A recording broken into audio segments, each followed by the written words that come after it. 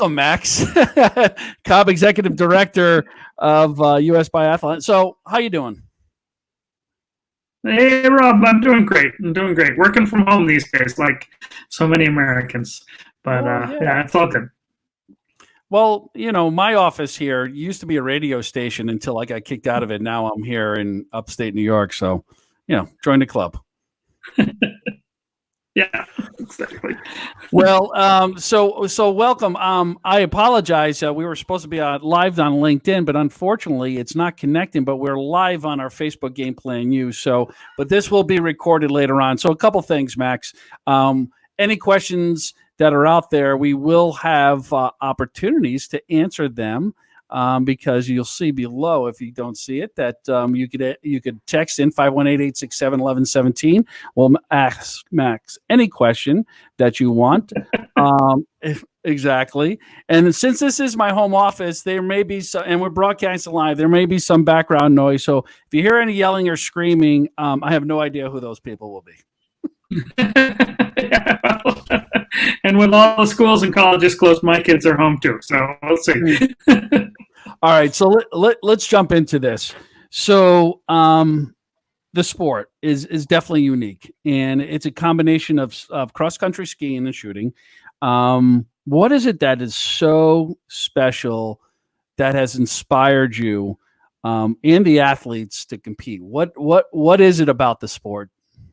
Yeah, the sport is incredibly dynamic and incredibly difficult to master, but the challenges of the sport keep everybody involved in it really humble, which I think, a really special character of people at the world level and at the national level who are involved in the sport. But what's driven it to be the most watched sport in Europe is really how dynamic the sport is. You're marrying together two opposing disciplines, cross-country skiing, which physiologists say is the most physically demanding sport in the world, and rifle marksmanship, which is, among the most sort of demanding precision sports in the world. And when your heart beats pounding away at, 160 beats a minute, trying to aim a rifle and hit a target that is, when you're lying down, the size of a golf ball, and when you're standing up, the size of a softball, in first shot to last shot around 5 seconds for the best athletes in the world, that's an incredible challenge. And so the way the sport is now, everything can change in an instant on the range. You can be leading by 30 seconds in the cross-country portion, come in, miss one target, have to ski around the penalty loop of 150 meters, and all of a sudden you're only leading by 5 seconds when you come off. And so constant having lead changes have really driven the drama of the sport to an incredible level. And today, the viewership globally is somewhere north of 750 million for the event. So, and that averages out to over 10 million viewers a race, which is really extraordinary, and has made it the most watched winter sport in Europe. And I have to say, NBC's been doing a great job this year. They covered every World Cup and World Championship race, and then re-aired it as well. So that's been an incredible boost to us, and it's so much fun to walk into a bar and look up, and there's biathlon on the screen, and that's something I've dreamed about my whole life, because the sport has so much drama and goes so well on television. So talk about the athletes, a little bit more. We talked briefly about it. They come through the college ranks, or not organized through NCAA, but you basically pick them off through the colleges, right? Yeah, so we have really two ways that athletes come into the sport. One is that they grow up doing it as juniors. So a great example of that way into the sport is a young guy from New Hampshire named Sean Doherty, who became the most decorated youth and junior athlete in the history of the sport, winning 10 medals at the world championships in the youth and junior category. So he started the sport when he was 12, and he's in his mid-20s now. Has just joined the National Guard and is, hoping to be the first American to win an Olympic medal. So that's his goal. The other way is a great example is Susan Dunkley, who was a runner and a skier from Barton, Vermont, which was way up north near the Canadian border, a very small town. Got recruited to Dartmouth College as a runner, ended up being a walk-on on the ski team. And after college, decided that she wanted to keep skiing and give biathlon a try. Within a few years, she had a 5th place at the World Championships. And in 2017, she became the first American woman to win a World Championship medal.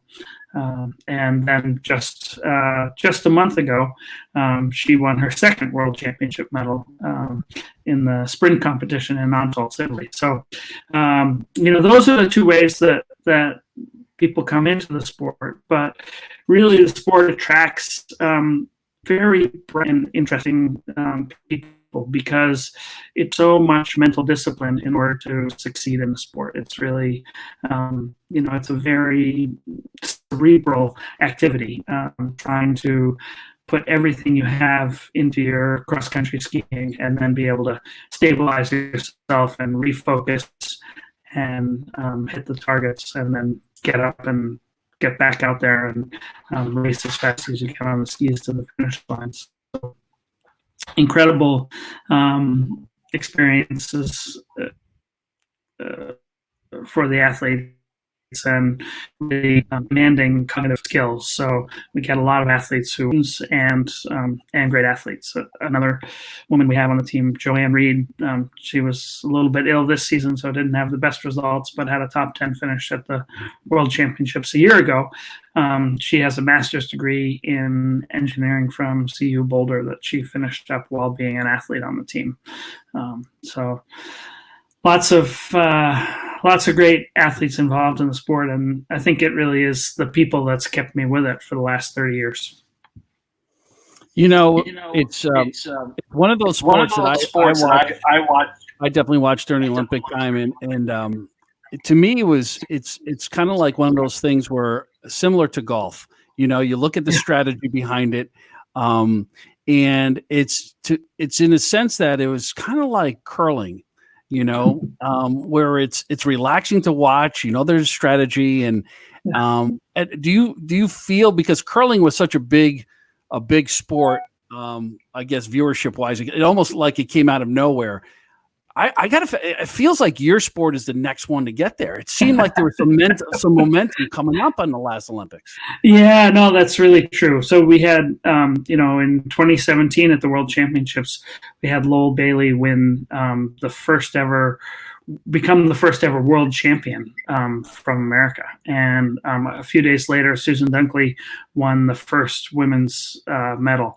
And so obviously that was the year before the Olympics. And so there was tremendous excitement and enthusiasm for our team and the way things were going for us. And I really think that you hit the nail on the head. I think the sport is about to really blossom in the United States and in North America. And the folks at NBC have really fallen in love with it. And so that led to their decision to show nearly every event live and then to re-air every event in better time slots.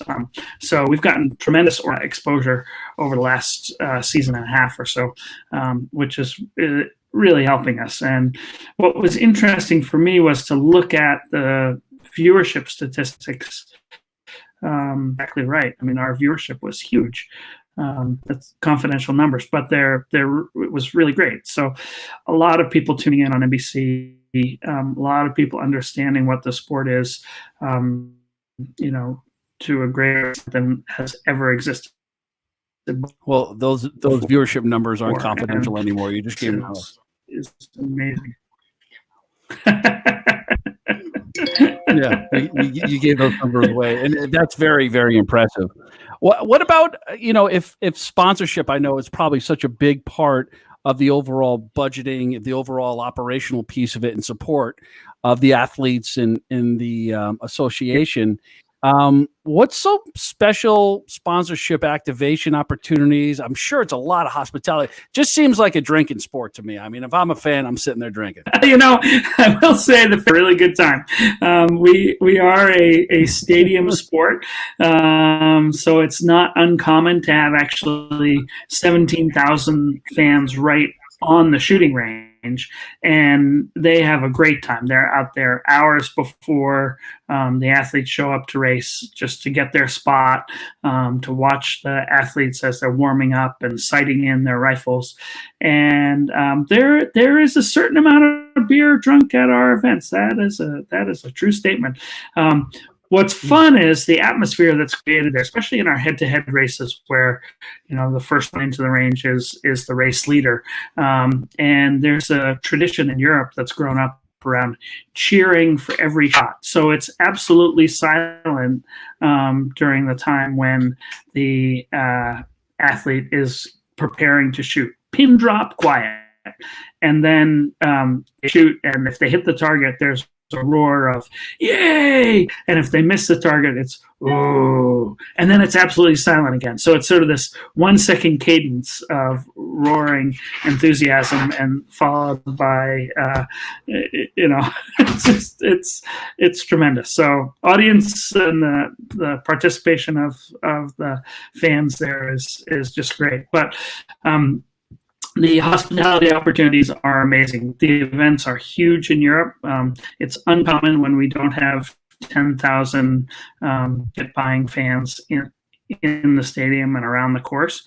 So we really had opportunity to create some really wonderful fan engagement experiences, as well as the European VIP hospitality is amazing. So they build up these giant hospitality tents so that everybody has to go inside between the events, and gourmet food and more beer to drink, and then back out to watch the second race of the day. So it's a ton of fun. So that is one of the opportunities that exists for our sponsors, and we're really grateful to have our main sponsor, Aaron's, which is a family-owned company based in Wisconsin, not too far away from Lambeau Field, and they've been making snow blowers, or as they say, snow throwers, for decades, and have expanded their operations into Europe. So we were a good natural fit for them because of the great European exposure, but also because they're a made in USA product, and we're obviously a made in USA team. So it's been really fun to work with Stephen Aarons and Dan Aarons, just wonderful people, and they've really embraced the team as their own, and the athletes have had a chance to meet them at different events that we've had in Europe, and they've had tremendous activation opportunities at the World Cups over in Europe. So that's been a lot of fun for us. Do you find that the majority of your fans are hardcore cross-country athletes? It's interesting. Not so much. I mean, certainly we have a lot of cross-country athletes who love to watch the sport, but when you see the fans in the stands, it's more kind of NASCAR crowd than your real hardcore cross-country skier crowd. So it's kind of an interesting mix. A lot of people, I will say, walk to the stadium from their hotels in Europe. So, and oftentimes that's, sort of 6 miles each way, sometimes uphill, to get to the venue. So it's definitely appeals to the outdoorsy folks, but it also appeals to people who enjoy a beer and like a good party, and come out to cheer on their home team and bring flags and face paint and really get into it. So not unlike college football or the NFL, actually. Yeah, no, I mean, so fan appeal. Well, when you have a bunch of cold beer and you got people skiing and shooting rifles, I don't think anything possibly could go wrong. Luckily, the athletes don't imbibe before the race, so we're all good. Oh, well. Oh, jeez. Well, Max, it's been a pleasure, but I have one final question, and I have two final questions depending on who I'm talking to, but I think you're going to give a good one on this because we didn't get into, and I wish we could have gotten into a little bit more of your story and how you came about, this job and this opportunity, this part of your life. But what is it, the advice that if you were going to go back and meet the 21-year-old Max Cobb, what advice would you give that 21-year-old Max? Oh boy. Well, my college coach, John Morton, was a biathlete, and when the job opened up at US Biathlon, I asked him, well, what do you think? Should I do this or not? And he looked at me and said, you know what? If you knew all the headaches you were going to face doing that job, what an uphill struggle it's going to be, you'd probably never do it. So it's good that you don't, and you should do it. Right. And I think, those words have stuck with me. It's good that we don't know all the struggles we're going to have along the way, but that's what the Olympic movement is really all about. And the founder, Pierre de Coubertin, said, it's not so much, or how did he say it? It's more the struggle than the victory. And I think that's really true for all of us who work in Olympic sport and who are driven to support the athletes. And, in our case, we've got a huge unifying goal, which is to help our athletes bring home America's first Olympic medal in biathlon. And I think it's the last first medal for the winter team. And that's what we're hoping to do in Beijing in 2022. Well, all the best of you guys over there, and I'm just doing everything I can to have Alan take me with him on that trip. Now that I know the hospitality antics, I want in on that. And best of luck with everything you're doing. Unbelievable. I love the sport. I love watching it. Now I know the person behind it. How do people get in touch with you? How do they find out more information about your organization? Yeah, thanks. Well, you can send an email to info@usbiathlon.org, or you can dial 1-800-BIATHLON and leave us a phone message. Love to correspond with anybody who's interested in the sport. Well, awesome. Well, best of luck out there. It was great meeting you, and sorry about the little glitch in the beginning, but we'll edit that part out. So thanks again. I'm Rob Thompson with Game Plan U today. That's Max Cobb over there, US Biathlon. Thanks, everybody. See you next week and get in the game. Thanks, Rob. Take care now.